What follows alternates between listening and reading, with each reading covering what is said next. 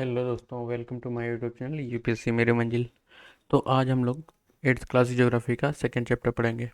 ठीक है, ये चैप्टर बहुत ही इंपॉर्टेंट है, तो आप लोग ध्यान से पढ़िएगा। हम लोगों ने पिछला चैप्टर देख लिया है, संसाधन। ठीक है, तो इस चैप्टर में हम लोग पढ़ेंगे। रुकिए, ये पेन ले लेते हैं। हाँ, भूमि, मृदा, जल, प्रकृति, वनस्पति और वन्य जीवन संसाधन। तो पहले देखेंगे भूमि, फिर उसके देखेंगे मृदा, फिर जल, प्रकृति, फिर वनस्पति और वन्य जीवन संसाधन। ठीक है, तो चलिए शुरू करते हैं, देखते हैं। तो पहले ये स्टोरी है, इसको नहीं देखेंगे, जहाँ से स्टार्टिंग होती है वहीं से हम पढ़ लेंगे। ठीक है, तो यहाँ से देखते हैं। ये कुछ जानकारी यहाँ से शुरू करते हैं। क्या आप जानते हैं, तो ये जो साइड में चीज़ें होती हैं इंपॉर्टेंट होती हैं। ठीक है, विश्व का 90% जनसंख्या भूमि क्षेत्र में 30% भागों में ही रहती है। से 70% भूमि पर ये विशाल जनसंख्या या वहाँ निर्जन है। ठीक है, मतलब वहाँ पे विरल जनसंख्या, निर्जल है, वहाँ पे कुछ भी नहीं रहता। ठीक है, अब ऐसा क्यों होता है? क्योंकि बहुत बड़े भाग में जल ही, आप जानते हैं, लगभग 71% पे, 71 से कम। ठीक है, तो इतने पे तो जल ही है।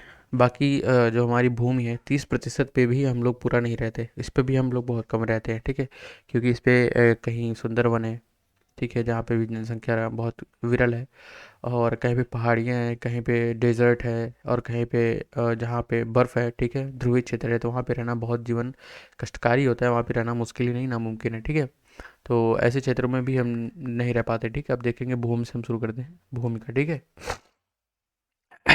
तो भूमि से शुरू करते हैं। सभी महत्वपूर्ण प्रकृति संसाधनों में भूमि भी शामिल है। तो देखो, हम संसाधन में भूमि एक महत्वपूर्ण संसाधन है, क्योंकि हम यहीं पे तो सारी चीज़ें बनाते हैं, खाते हैं, रहते हैं। ठीक है, तो भूपृष्ठ के कुल क्षेत्र का लगभग 30% भाग भूमि है। ठीक है, तो भूपृष्ठ का जो हमारा क्षेत्र है लगभग, उसमें 30% पर ही भूमि है, बाकी सब पे जल है। ठीक है, यदि नहीं, यही नहीं, इस थोड़े से प्रतिशत भाग में भी हम सभी जगह आवास योग्य नहीं है। मतलब ये थोड़ा सा जो भाग है, इस पर भी हम सभी जगह नहीं रह सकते। ठीक है, मुख्यतः भूमि और जलवायु के विभिन्न भिन्न भिन्न लक्षणों के कारण विश्व के विभिन्न भागों में जनसंख्या का वितरण असमान पाया जाता है। ठीक है, अब देखो हम कहाँ कहाँ रह सकते हैं। ठीक है, हम कहाँ कहाँ रह सकते हैं उसको देख लो एक बार। हमने क्या बताया था, जीवन के योग्य के लिए क्या क्या जरूरी है। ठीक है, हमने 6 क्लास में पढ़ा था कि जीवन के लिए क्या क्या जरूरी है। पहला स्थल, क्या, स्थल। ठीक है, दूसरा क्या है, जल। ठीक है, और तीसरा क्या है, वायु। तो जहाँ ये तीनों चीज़ें एक साथ मिलती हैं, वहाँ बनता है क्या, जीवमंडल। वहाँ बनता है जीवमंडल, वहाँ बनता है जीवमंडल, तो वहीं हम रह सकते हैं। ठीक है, और जीवमंडल कहाँ बनेगा, हमारे यहाँ कहाँ कहाँ जीवमंडल है? तो जहाँ पे ये तीनों चीज़, जहाँ पे हम निवास करते हैं वहाँ पे तीनों चीज़ें मिल जाएंगे। अब देखो, डेजर्ट में तो हमें बस स्थलमंडल और वायुमंडल मिलेगा, वहाँ पे जलमंडल नहीं है। ठीक है, अब ध्रुवीय क्षेत्रों में हमें जलमंडल, वायुमंडल मिल जाएगा, और स्थलमंडल बहुत ही कष्टदायी है, वहाँ पे ठंड बहुत ज़्यादा है तथा तापमान की भी बहुत बड़ी ज़रूरत होती है। ठीक है, तो वहाँ पे रहना भी बहुत मुश्किल होता है। पहाड़ों पे क्या है, वहाँ पे भी जीवन बहुत मुश्किल है, क्योंकि खाने के लिए चीज़ें उपजाऊ नहीं मिल पाती। ठीक है, तो ये चीज़ें आप नोट कर लीजिएगा। ठीक है, आगे देखते हैं, पढ़ते हैं, शुरू करते हैं। उबड़ खाबड़ स्थल कृतियों, पर्वतों तथा तीव्र ढालों। ठीक है, जल क्रांतीय संभावी निम्न क्षेत्र, मरुस्थल क्षेत्र एवं सघन वन क्षेत्र, सामान्यतः विरल अर्थात निर्जन, उर्वर मैदान, नदी घाटियों में कृषि के लिए उपयुक्त भूमि उपलब्ध नहीं होती, इसलिए यहाँ स्थान विश्व के सबसे सघन बसी क्षेत्र हैं। अब देखो क्या है, यहाँ पे पर्वत है, जहाँ पे डेजर्ट है, जहाँ पे जंगल है, और जहाँ पे मतलब बिल्कुल भी पानी नहीं है। ठीक है, डेजर्ट जरूरी नहीं कि रेत वाला ही हो, बर्फ वाला भी। ठीक है, तो ऐसी जगहों पे उपजाऊ भूमि नहीं होती, वहाँ पे अच्छे जल नहीं मिल पाते, अच्छी वायु तो खैर सभी जगह मिल जाती है हमारी पृथ्वी पे। तो ऐसी जगहों पे जीवन बिताना बहुत ही कष्टदायी होता है, बहुत ही मुश्किल होता है, तो वहाँ पे बहुत कम लोग रहते हैं। क्या होता है, वहाँ पे बहुत कम लोग रहते हैं, और हमारी मैदानी क्षेत्रों में बहुत ज़्यादा जनसंख्या रहती है, क्योंकि यहाँ सभी चीज़ें प्रचुर मात्रा में उपलब्ध हैं। अब देखते हैं भूमि का उपयोग। ठीक है, जो चीज़ हमारे लिए जितना लाभदायक होती है, उनका उपयोग भी उतना ही सहजतापूर्वक सहयोग से करना चाहिए। ठीक है, ताकि वो नुकसान जल्दी ना हो, खत्म ना हो। ठीक है, भूमि का उपयोग विभिन्न कार्यों के लिए किया जाता है। ठीक है, जैसे कृषि के लिए, वानिकी, खनन, सड़कों एवं उद्योग की स्थापना के लिए। ठीक है, साधारणतः इसमें भूमि का उपयोग करते हैं, किस किस चीज़ों में करते हैं? पहले हम देख लेते हैं। कृषि के लिए ठीक है, हम खेती के लिए कर लेते हैं। वानिकी के लिए ठीक है। खनन के लिए, तो खनन हम क्यों करते हैं कि मान लीजिए कहीं हमें रोड बनाना है, ठीक है। खनन का मतलब होता है किसी चीज़ को, खनिज पदार्थ को निकालना, ठीक है। खनन में से कोयला, पेट्रोल, डीजल इत्यादि को हमें जमीन से निकालना होता है, तो हम खनन। और सड़कों के लिए भी हम ज़मीन का उपयोग करते हैं, ठीक है, क्योंकि सड़क ज़मीन पर ही बनेगी, ठीक है। और उद्योगों की स्थापना के लिए, ठीक है, उद्योगों की स्थापना हम जानते हैं उद्योग क्या होता है। साधारणतः इन्हें भूमि का उपयोग कहते हैं, ठीक है। चलिए आगे देखते हैं। क्या आप लंबा और क्या आप बम्बा और पीटर के परिवार से भूमि का उपयोग के विभिन्न तरीकों की सूचियां बना सकते हैं? तो ये हमने पढ़ा ही नहीं, और उतना इम्पोर्टेंट है भी नहीं, ठीक है। तो आगे देखते हैं। भूमि का जो चीज़ इंपॉर्टेंट है मैं वही बस पढ़ाऊंगा, क्योंकि अब 8th क्लास के बच्चों के लिए तो ये नहीं है, ये यूपीएससी वाले बच्चों के लिए है। तो इसे हमें एनसीईआरटी लेके चलनी नहीं है, बहुत जल्दी इसको ख़त्म करनी है, क्योंकि ये तो हमें बस बेस हमारा दे सकता है, ठीक है। कोई हमारी ये प्रॉपर बुक नहीं होती, ये हमें बस बेस स्ट्रॉन्ग करने के लिए है। तो हम इसका बस इंपॉर्टेंट चीज़ पढ़ेंगे और आगे बढ़ेंगे, ठीक है। तो जिस चीज़ में इंपॉर्टेंट मैं बोल दे रहा हूँ, आप उसको नोट कर लीजिए करिए, ठीक है। मैं पढ़ाते पढ़ाते बोल देता हूँ बीच में कि इसको नोट कर लो, तो उसको आप नोट कर लीजिए करिए, ठीक है। और बहुत लोग पूछते हैं कि क्या मैं इसकी नोट्स बनाऊँ, ज़रूरी नहीं कि आप इसकी नोट्स बनाओ, ठीक है। बट हाँ, अगर आपको लगता है आप बिल्कुल भी कमज़ोर है इस चीज़ में, तो आप एक नोट्स, छोटी सी नोट्स, एक शॉर्ट टिक्स नोट बना सकते हैं, ठीक है। एक स्टिकी नोट्स आती है, आप उस पर ही नोट कर सकते हैं, ठीक है। तो बहुत ज़रूरी नहीं है कि इसके आप पूरी प्रॉपर नोट्स बनाओ, ठीक है। बस आप इसको अच्छे तरीके से समझते चलो, ठीक है। चलिए देखते हैं। भूमि का उपयोग भौतिक कारकों द्वारा निर्धारित किया जाता है, ठीक है, जैसे स्थलाकृति, मृदा, जलवायु, खनिज तथा और जल उपलब्धता, ठीक है। मानवीय कारक जैसे जनसंख्या और प्रौद्योगिकी में भूमि उपयोग प्रतिरूप के महत्वपूर्ण निर्धारक है, ठीक है। स्वामित्व के आधार पर भूमि को निजी भूमि के सामुदायिक भूमि में बांटा जाता है, ठीक है। अब देखो, स्वामित्व के आधार पर भूमि को निजी रूप में और सामुदायिक रूप में बांटा जाता है। अब स्वामित्व के आधार पर क्या है कि जैसे अब हमारे यहाँ उत्तरी मैदान में क्या चलता है, स्वामित्व चलता है कि ये खेत हमारा है, ठीक है। जैसे कि गांव में जो खेत होता है वो स्वामित्व के आधार पर होता है कि हाँ, ये खेत हमारा है, इस पर किसी और का अधिकार नहीं है। बट शहरों में क्या होता है, कुछ जगह सामुदायिक भूमि होती है, जैसे कि गार्डन हो गया, ठीक है। और ऐसी कुछ चीज़ें होगी जहाँ पे सामुदायिक मतलब पूरा गांव समाजी होता है, जैसे कि ग्राम सभा का होता है, पंचायत भवन होता है, जो सरकारी चीज़ें होती हैं वो सारे समुदाय के लिए होती हैं, ठीक है। भूमि व्यक्तियों के स्वामित्व में होती है, ठीक है, जबकि सामुदायिक भूमि समुदाय के स्वास्थ्य में होती है। तो जो सामुदायिक, जैसे स्वास्थ्य भूमि के हॉस्पिटल के लिए हो तो सरकारी भूमि पर ही बनता है, और वो सबके लिए बनता है। तो आप लोग समझ गए होंगे कि सामुदायिक भूमि किसे कहते हैं और स्वामित्व भूमि का सिंपल मतलब है कि एक इंसान के लिए, ठीक है, जिसका इस एक किसी इंसान का अधिकार हो। और सामुदायिक भूमि मतलब पूरे समुदाय का उस पर अधिकार हो, ठीक है। अब आगे देखते हैं। सामान्य रूप से इसका उपयोग समुदाय से संबंधित व्यक्तियों के लिए किया जाता है, जैसे चार फलों, नट या औषधि बूटियां एकत्रित करना। इसकी सामुदायिक भूमि को साझा संपत्ति संसाधन भी कहते हैं, ठीक है। तो साझा संपत्ति संसाधन भी कहते हैं हमारे पार्क को, जो साझा भूमियाँ होती हैं जिसमें सबका हक हो। आगे देखते हैं। जनसंख्या और उनकी मांग सदैव बढ़ती जा रही है, ठीक है, लेकिन भूमि की उपलब्धता सीमित है। अब भूमि तो थोड़ी बढ़ रही है, जनसंख्या बढ़ रही है, लेकिन हमारी भूमि तो जितनी है उतनी ही रह रही है, ठीक है। स्थान के अनुसार भूमि की गुणवत्ता में अंतर होता है, जैसे जैसे स्थान बदलता है। अब देखिए, हमारे मैदानी भाग का जो भूमि का है उर्वरता है वो अलग है, पठारी बागों की भूमि की उर्वरता अलग है, और पर्वतों की भूमि की उर्वरता अलग है। मतलब सभी जगह गुणवत्ता जो भूमि की है वो अलग अलग है, ठीक है। लोगों ने सामुदायिक भूमि व्यापारिक क्षेत्र बनाने और नगरीय क्षेत्रों में घर बनाने के, ग्रामीण क्षेत्रों में कृषि योग्य भूमि विस्तार करने के लिए अधिकृत हस्तक्षेप करना शुरू कर दिया है। अब जो सामुदायिक भूमि है उस पे कैसे लोग हावी हो रहे हैं। जो यहाँ पे शहरों में शहरी भूमियाँ हैं, वहाँ पे लोग क्या कर रहे हैं कि वहाँ पे फैक्ट्रियाँ खोल दे रहे हैं। पार्कों में लोग अपनी निजी चीज़ें, जैसे मान लीजिए कि कोई कार खड़ी कर दिया, कोई ऐसी चीज़, जो मतलब सामुदायिक क्षेत्र को भी लोग नहीं छोड़ रहे हैं, क्योंकि जनसंख्या बढ़ती जा रही है और मतलब जगहों की कमी हो रही है, तो लोग इसको भी नहीं छोड़ रहे हैं, ठीक है। आगे देखते हैं। यहाँ पे कुछ इंपॉर्टेंट चीज़ है, नहीं कुछ नहीं है, आगे देखते हैं। आज भूमि का उपयोग देखते हैं नीचे, अब आगे, ठीक है। प्रतिरूप प्रतिरूप में व्यापक परिवर्तन हमारे समाज में संस्कृति परिवर्तन को दर्शाता है।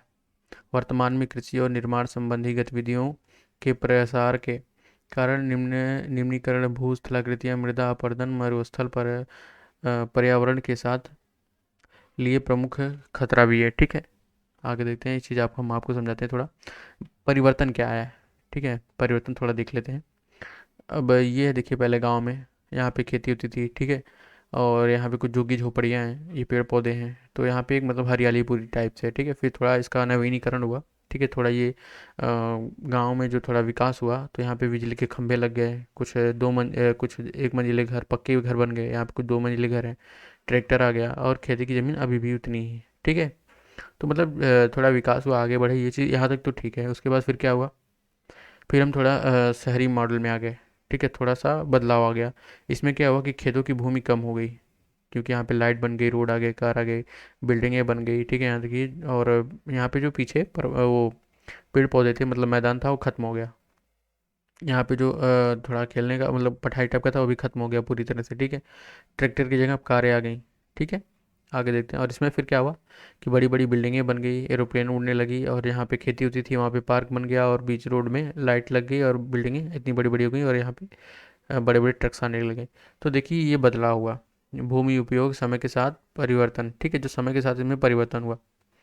तो अब देखिए खेती की भूमि कैसे खत्म हो गई, ठीक है। आगे देखते हैं, भूमि संसाधन का संरक्षण, अब इसको पढ़ते हैं।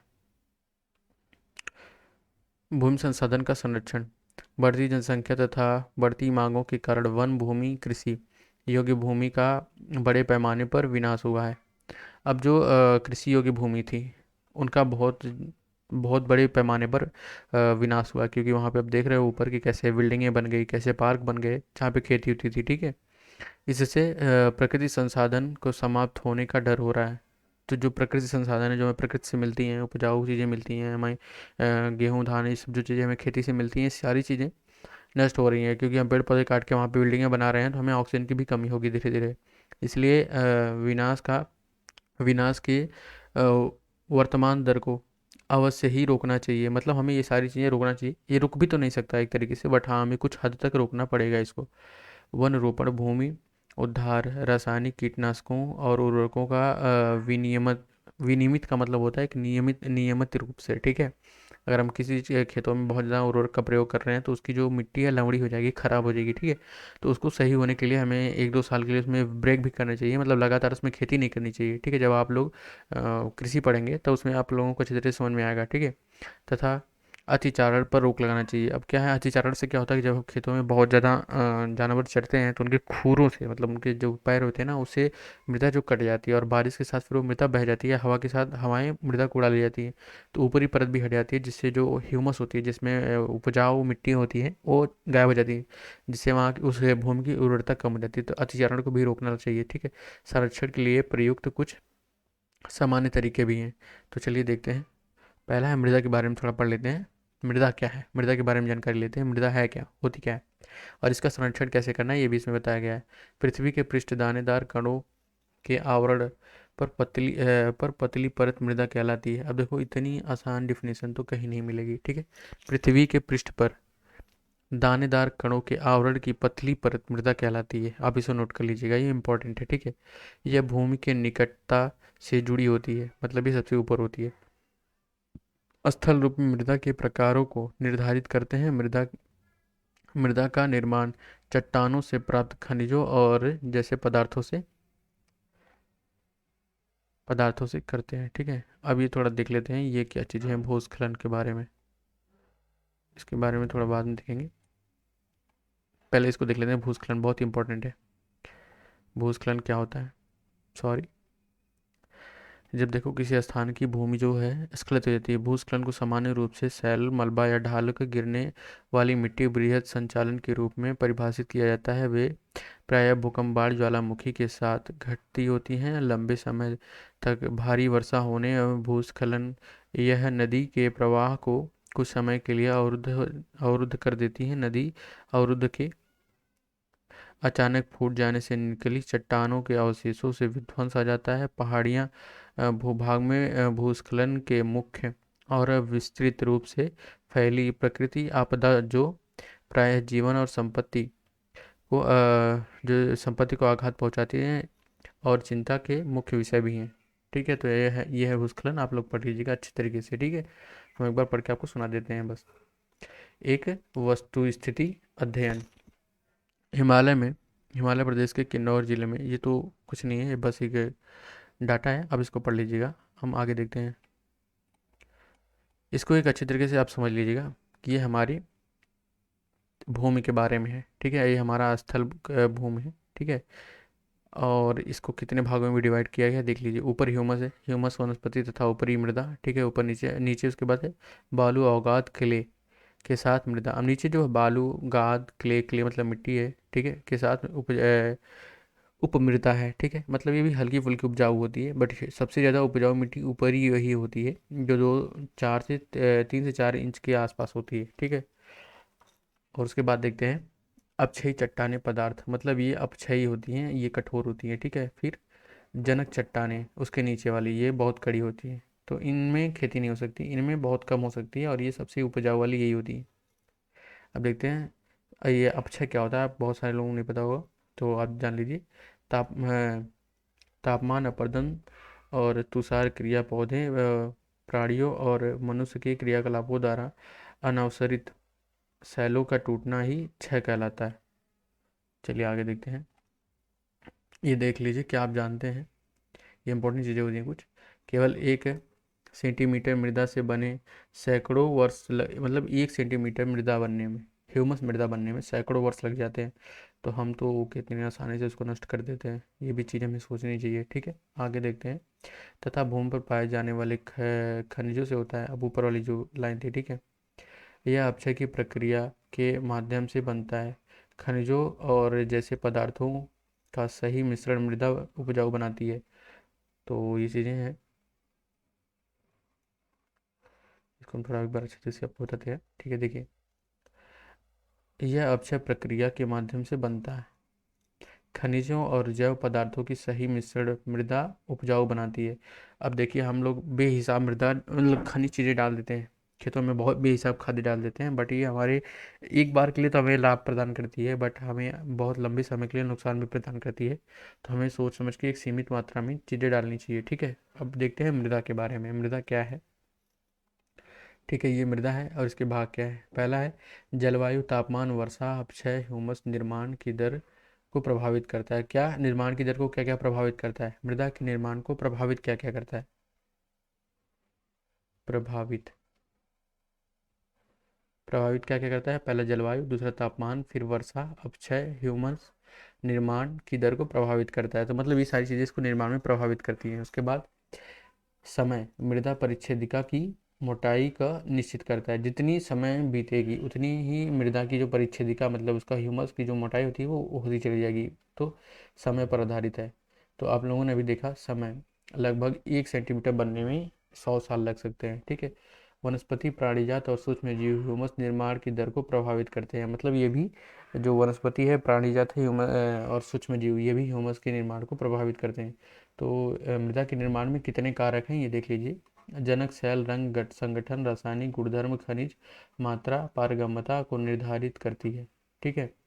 उच्चावच, तुंगता और ढाल मृदा के संचयन को निर्धारित करती है। अब क्या है उच्चावच, मतलब कहाँ पे कितनी ऊंचाई है, तुंगता कहाँ पे कितनी तुंगता है, और ढाल कहाँ पे कितनी ढलान है।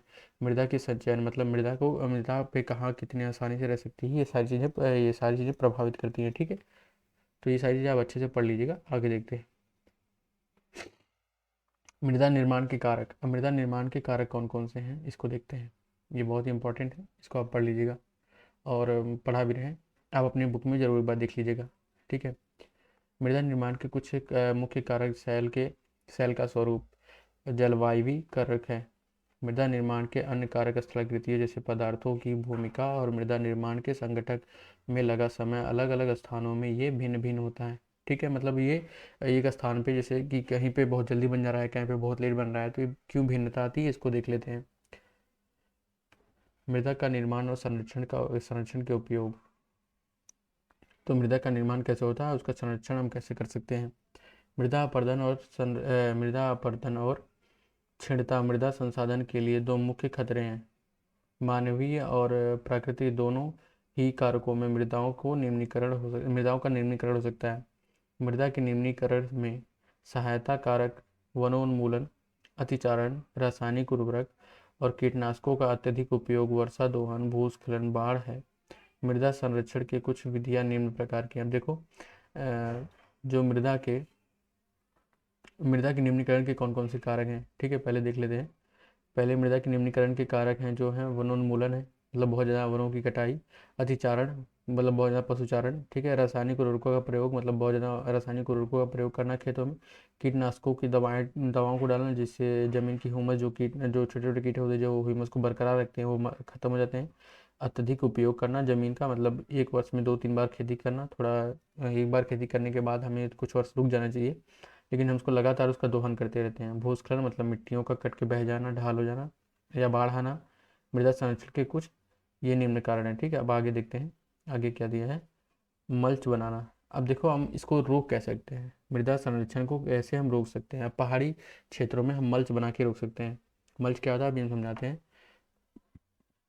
पौधों के बीच अनावृत भूमि, जैव पदार्थ जैसे प्रवाल की ढाल दी जाती है, ठीक है। इसमें मृदा की आर्द्रता रुकी रह जाती है, ठीक है। अब ये देख लेते हैं ये क्या चीज़ें।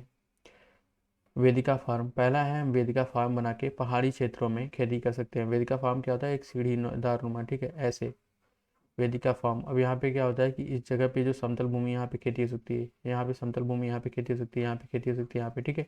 तो इस तरीके से अगर हम यहाँ पे ऐसे कुछ ऊंचाई का ऐसे बना देंगे, या यहाँ पे ऐसे पेड़ लगा देंगे, यहाँ पे किनारे पे ऐसे कुछ ऊंचा सा बना देंगे, तो हम यहाँ पे आराम से खेती कर सकते हैं और यहाँ की मिट्टी बहेगी भी नहीं, पानी भी आसानी से रुक जाएगा, ठीक है। और समुच्चय रेखी जुताई। अब यहाँ पे हम जुताई कैसे करते हैं, समुच्चय रेखी जुताई करते हैं, मतलब इस तरीके से यहाँ पे ऐसे जुताई करते हैं। ऐसे ऐसे जुताई नहीं करते, ठीक है। समुच्चय रेखी मतलब एक रेखा में जुताई करते हैं, ठीक है। अब वेदिका फार्म क्या होता है, वेदिका फार्म देख लीजिए।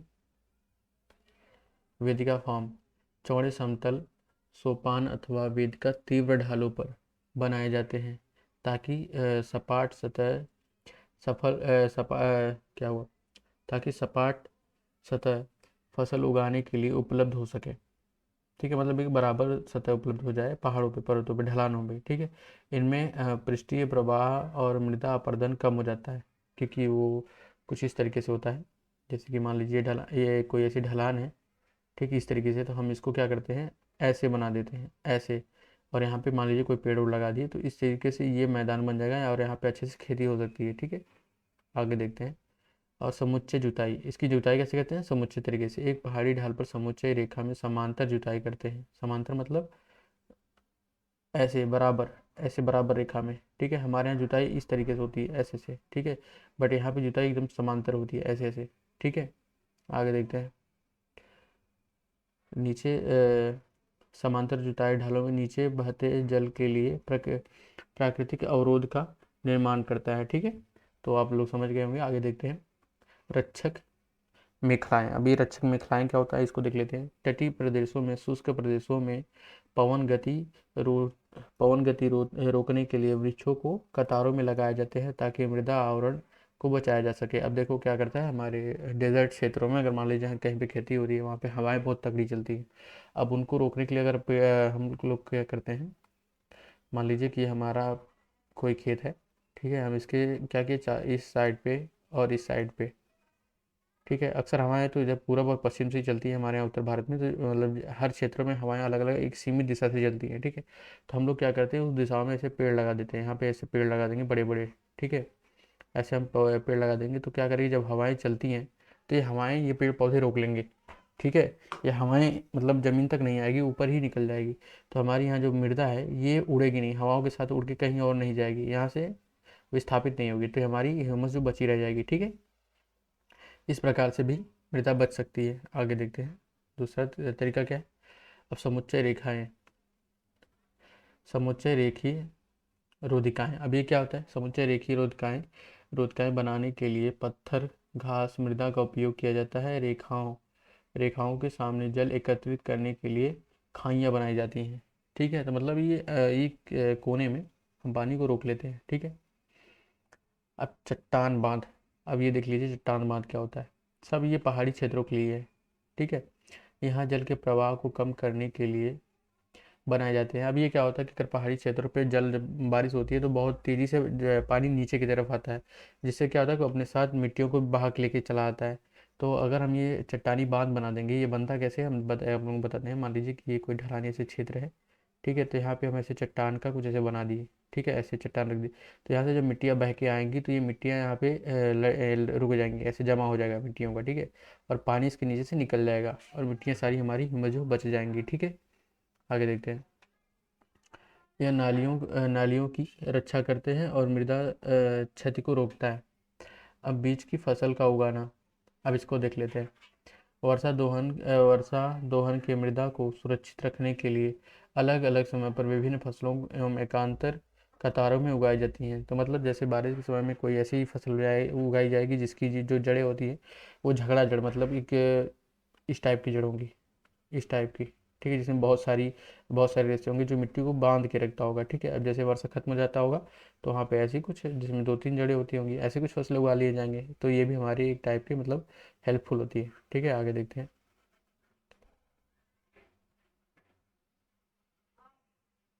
अब आगे देखते हैं।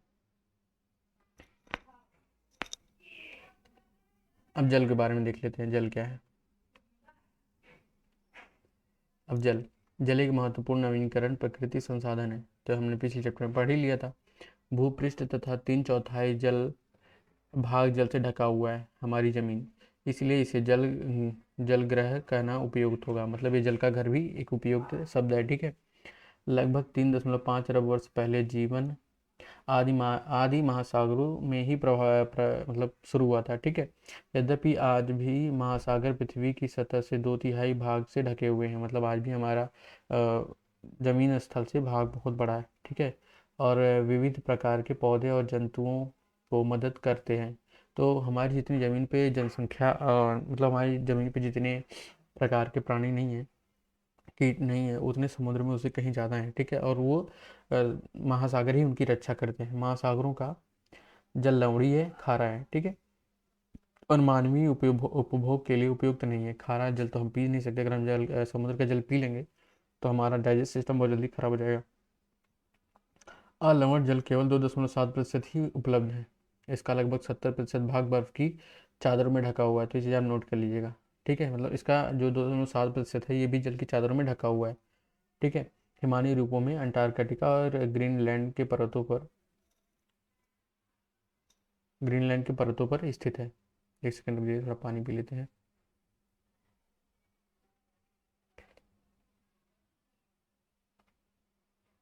नहीं, चलिए पढ़ा देते हैं। आगे देखते हैं। प्रदेशों में पाया जाता है, ठीक है। अपनी स्थिति के कारण मनुष्य की पहुंच के बाहर है। तो हम वहाँ के पानी, वहाँ का जो बर्फीला पानी है वो वहाँ तो पहुँच भी नहीं सकते। सभी लोग तो वहाँ पे पहुँच भी नहीं सकते। और वहाँ का पानी मतलब बर्फ़ के रूप में है, वहाँ पे शुद्ध है बट उसको पी भी नहीं सकते।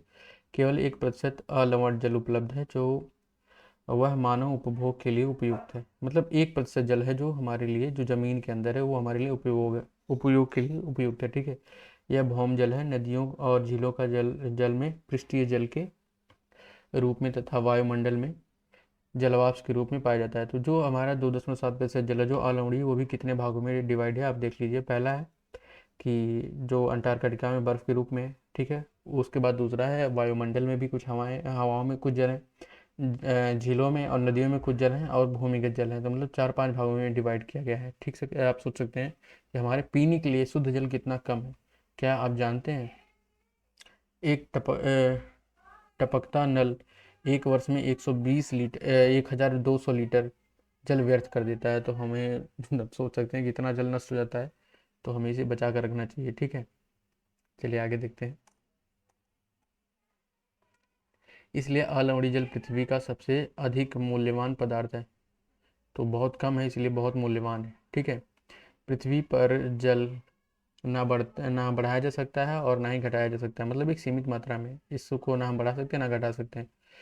इसकी कुल मात्रा स्थिर है।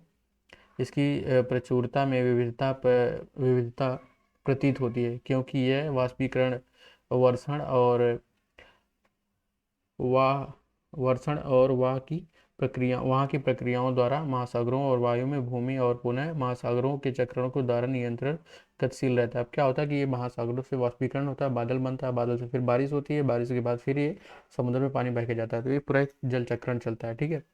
जैसा कि आप जानते हैं कि इसे जल चक्रण कहते हैं। मनुष्य जल की बड़ी मात्रा का उपयोग न केवल पीने और धुलाई के में ही उपयोग करता है, वरन उत्पादन प्रक्रियाओं में भी इसका उपयोग करता है। जल कृषि, उपभोग तथा बांधों, जलाशयों माध्यमों से भी विद्युत उत्पादन के लिए प्रयोग किया जाता है। जल स्रोतों के सूखने अथवा प्रदूषित करने के कारण अलवड़ी जल का आपूर्ति की कमी के मुख्य कारण बढ़ती जनसंख्या, भोजन और नकदी फसलों की बढ़ती मांग, बढ़ता नगरीकरण और बेहतर होता नवीनीकरण स्तर, मतलब जल का कितना ज़रूरत है ये भी देख सकते हैं। तो चलिए अब देखते हैं, यहाँ पे कुछ इंपॉर्टेंट चीज़ें हैं, इसको भी देख लेते हैं। क्या आप जानते हैं, क्या आपने जल बाजार के बारे में सुना है? सौर राष्ट्र प्रदेश में 1.5 लाख जनसंख्या वाला अमरेली शहर के पास के कुछ तालुकों से पानी खरीदने के लिए पूर्णतः निर्भर है। सोच लीजिए पूरा का पूरा क्षेत्र ही जल खरीदने पे निर्भर करता है। तो वहाँ की क्या स्थिति होगी? वहाँ पे जल तो डीजल पेट्रोल के जितना महंगा होगा। जल उपलब्धता की समस्याएं।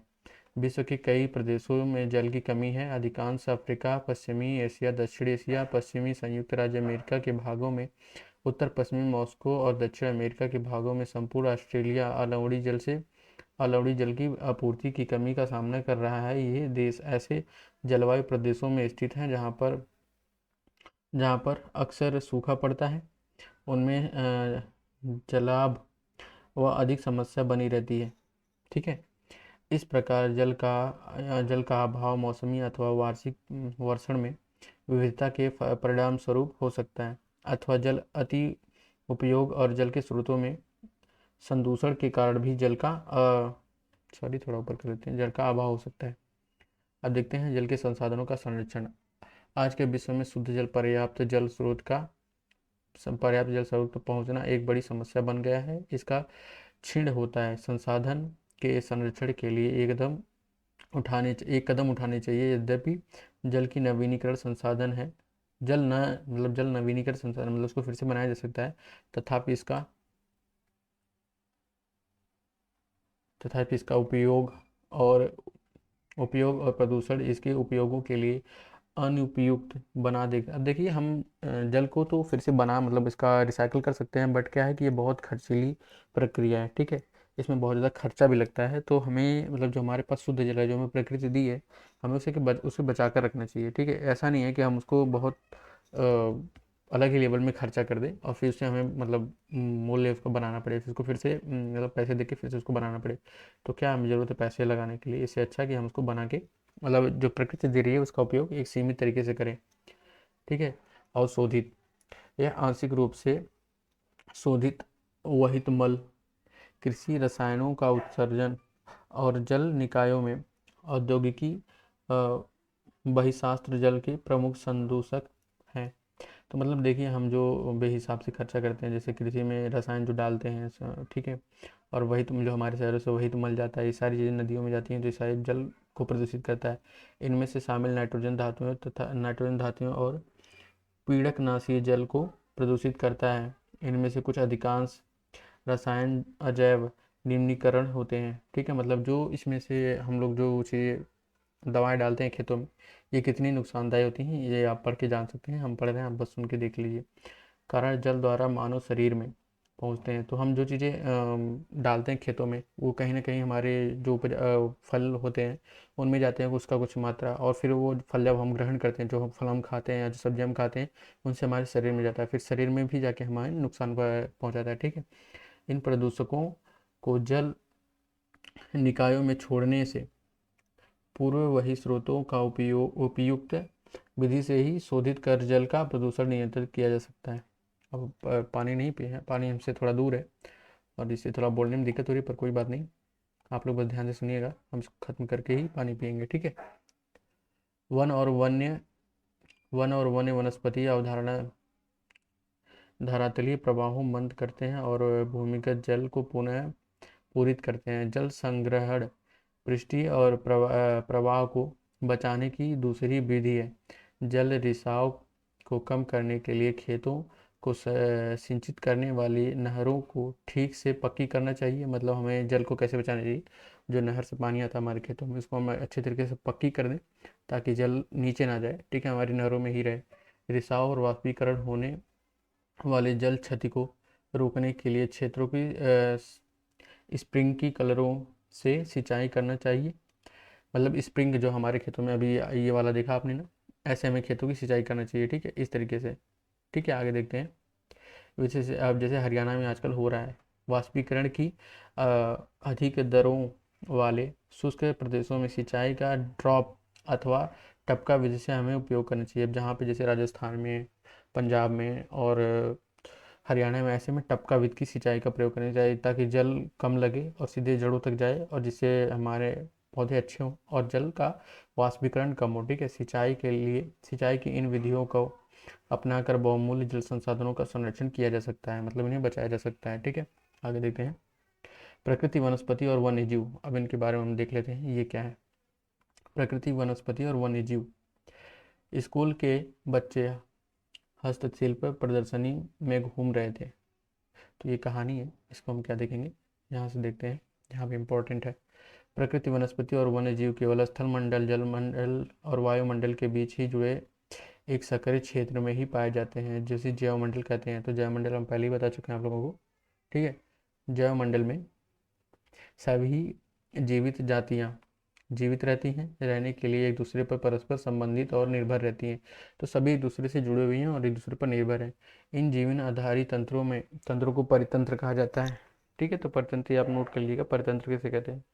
वनस्पति और वन्य जीवन बहुमूल्य संसाधन है। पौधे और हमें इमारत लकड़ियाँ देती हैं। ठीक है, पौधे हमें इमारत और लकड़ियाँ देती हैं, प्राणियों को आश्रय देती हैं। तो हमें देखिए वनों से कितना लाभ हो रहा है, ये चीज़ें हमें नोट कर लेना चाहिए। ठीक है, ऑक्सीजन उत्पादन करने के लिए हमें, जिसमें हम सांस लेते हैं, और फसलों का उपयोग, फसलों को उगाने के लिए आवश्यक मृदा की सुरक्षा करता है, रक्षक मेखला के रूप में कार्य करता है, और भूमिगत जलों को संग्रहण में सहायता करने के लिए हमें फसल लेटेक्स, तारपीन तारपीन का तेल और, ठीक है, गेंदे औषधि पौधे को कागज प्रदान करते हैं, जो आपके, थोड़ा ऊपर करते हैं, जो आपके अध्ययन के लिए अत्यधिक आवश्यक है। मतलब इससे हमें कागज भी प्राप्त होता है। औषधि के असंख्य उपयोगों में उनमें कुछ आप और जड़ें भी होती हैं। ठीक है, वन्य जीवन के अतिरिक्त जंतु, पक्षी, कीट एवं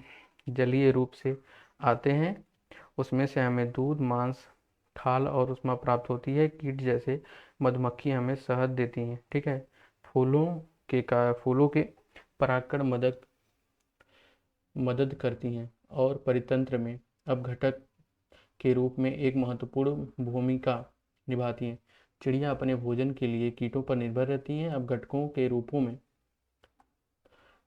रूपों में कार्य करती हैं। अब देखिए पक्षियों का भी क्या कारण है, वो भी कीटों को खाती हैं। ठीक है, वो भी, मतलब ये दूसरे सब कैसे कनेक्ट है वो बता रहा है, आप सुनते चलिए, समझते चलिए। ठीक है, गिद्ध मृत जीवों जंतुओं को खाने के लिए कार्य करता है, अपमार्जक का कार्य करता है। ठीक है, और पर्यावरण को एक महत्वपूर्ण शोधक क्षमता समझा जाता है। इसलिए प्राणी, चाहे बड़े अथवा छोटे भी क्यों न हो, परितंत्र संतुलन के बनाए रखने के लिए अनिवार्य है। ठीक है, मतलब ये सभी प्रकृति के लिए लाभदायक है। प्रकृति, वनस्पति और का वितरण। अब देखिए प्रकृति वनस्पति का क्या वितरण है। वनस्पति की वृद्धि मुख्य रूप से तापमान और आर्द्रता पर निर्भर करती है। विश्व की वनस्पति मुख्य प्रकारों पर 4 वर्गों में विभाजित किया गया है, जैसे वन, घास स्थल और गुल्म और टुंड्रा क्षेत्र। अब देख लेते हैं ये क्या है। भारी वर्षा वाले क्षेत्रों को विशाल वृक्ष उग सकते हैं। इस प्रकार के प्रचुर जल आपूर्ति वाले क्षेत्रों में ही पाए जाते हैं। जैसे जैसे जैसे आर्द्रता कम होती जाती है, वैसे वैसे वहाँ वृक्ष का आकार और उनका सघनता कम होती जाती है। सामान्य वर्षा वाले क्षेत्रों में आकार वाले छोटे आकार वाले वृक्ष और घास उगते हैं। जैसे विश्व के घास स्थलों का निर्माण होता है। कम वर्षा वाले शुष्क क्षेत्रों में कटीली झाड़ियां एवं गुल्म उगते हैं। इस प्रकार के क्षेत्रों में